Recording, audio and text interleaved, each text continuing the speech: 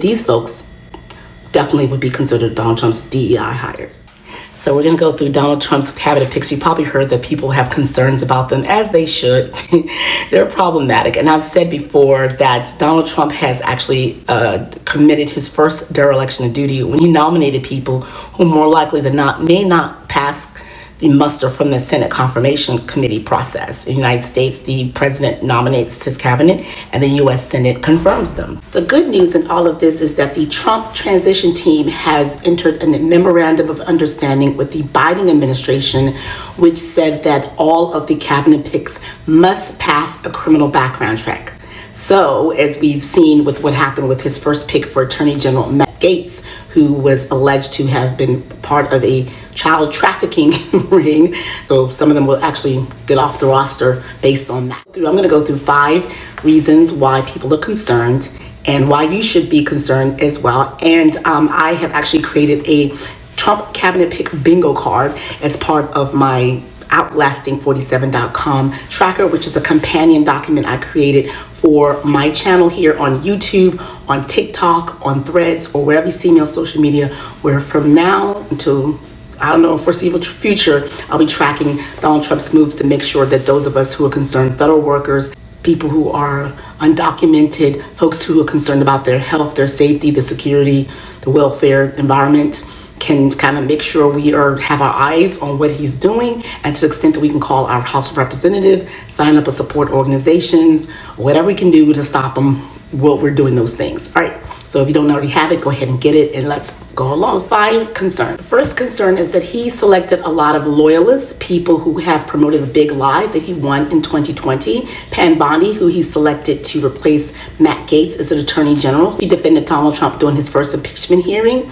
And Kash Patel, who Donald Trump has selected to be the head of the FBI, has allegedly a hit list of people he wants to exact revenge on behalf of Donald Trump. And he's done lots of things, and you probably read about in the news, to show that he is a total loyalists. And that is a concern because the goal and duty of the people in these positions aren't necessarily to protect the interests of Donald Trump, to exact revenge on his behalf. Their job would be expansive, that includes lots of different topics, lots of different industries. But to say that they're going in, the first thing they're going to do is just get rid of people who they believe did wrong by Donald Trump is a problem. And those folks, for that reason, should be disqualified from being candidates. Owing to that, and similar to the second thing, is that a lot of the cabinet picks have actually said really horrible things about the departments that they are supposed to be in charge of, which, as you can imagine, can be demoralizing for the agencies. Imagine someone is picked to be to head your department or to manage you, and they've said things like what Kash Patel has said, that his job is to send people to the field and to fire as many people and get rid of as many people as possible. That's not good. That's not really necessarily America first. Pete Hegseth, who Donald Trump has selected for Defense Secretary, has actually said that women shouldn't be in combat. Imagine Senator Tammy Duckworth, who I'm sure is going to vote no, and other women veterans have actually done a great job. And imagine what that does to the women amongst the 1.3 million active military that's out there now, that the guy who would be Defense Secretary doesn't think that you should be out there in the fields at all.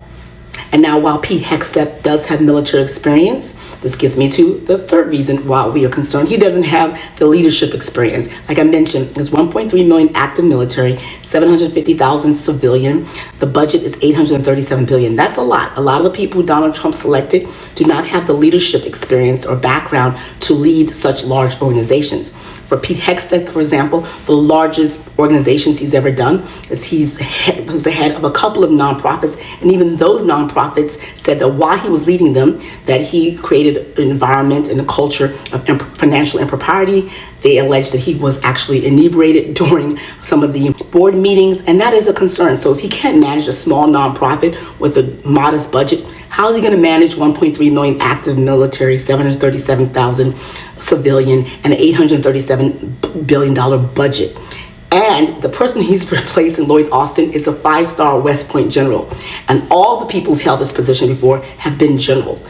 While Pete Hegseth does have military experience, the largest, military troops that he's managed is a small platoon in the National Guard.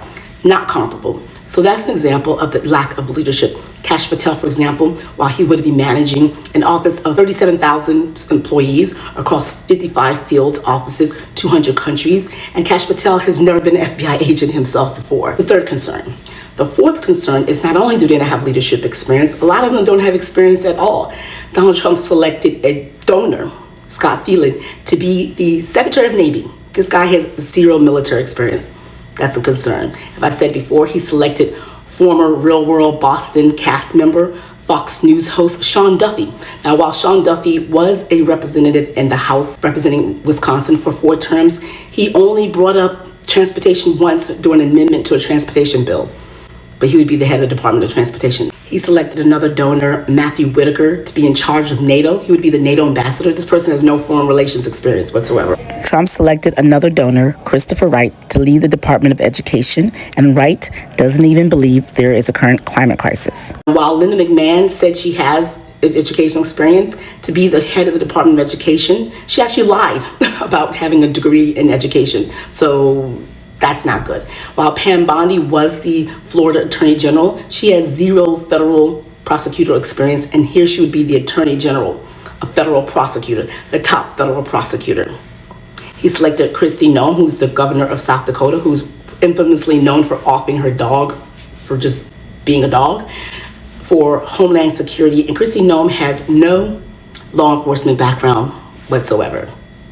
So you're seeing a pattern here, and that is one of the concerns. The right, infamously, whenever they see a person of color or woman elevated to a high position, they immediately yell, DI, DI, which according to them means that person is inexperienced. They were put in a job and have no experience or background, and they're not qualified. So if that was the definition of DI, which I don't think it is, then these folks have to make be considered Donald Trump's DI. Then he also selected a bunch of folks that he just saw on Fox News. He also put some family members, which is not uncommon. Presidents in the past have had their family members, not often, but Donald Trump takes the cake. So, last time he had as advisor to the president his daughter, Ivanka, and her husband, Jared Kushner. This time he selected Jared Kushner's dad, who is a white-collar criminal who Donald Trump has actually previously pardoned, to be the ambassador to France. He selected Tiffany Trump, his daughter's father-in-law, to be an ambassador, and also his son Eric Trump's fiance as also an ambassador. So that's a concern. And finally, Jared Kushner's roommate, who does have experience, and he's one of the family members I think actually would be fine in his role. But yeah, lots of family members, Fox News hosts, unqualified picks, people who've said horrible things about the departments that they want to head, and including blowing up Trump loyalists. All of those are reasons why people are concerned about Donald Trump's cabinet picks. The last category is the skeleton. So if I mentioned before, Donald Trump's transition team and Joe Biden's White House agreed that a lot of the cabinet picks must pass a background check. So the good thing about Donald Trump picking these people and selecting and announcing early is that gives the media, gives anyone who has any interest or knowledge about these picks to come forward. And so, for example, Pete Hegseth, for example, he's one of the most embattled. His own mother wrote an email saying that she didn't like the way that he treated women. So that is a concern. But more concerning is that it came out that he had a sexual assault criminal case kind of lodged against him about a woman who said she met him at a Republican event. She didn't like how he was dealing with people, but eventually she alleges that he put something in her drink and he took advantage of her, but they eventually settled. So that's problematic. Yeah, and then there's lots of folks on his list that actually have criminal investigation past. It's been recently came out in news that Elon Musk takes drugs and refused to not take drugs. So even though he doesn't have to be confirmed, but that's still a problem that some of his picks wouldn't necessarily pass muster because of their own skeletons. Look at RFK Jr. has a bunch of skeletons alone, and not to mention the stuff that he wants to do. Crazy.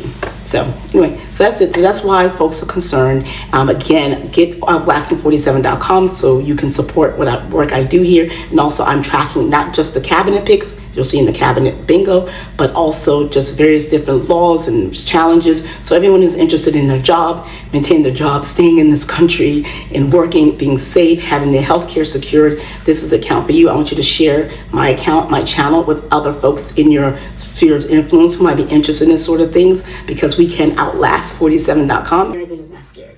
All right, let's go. All right, watch this video next.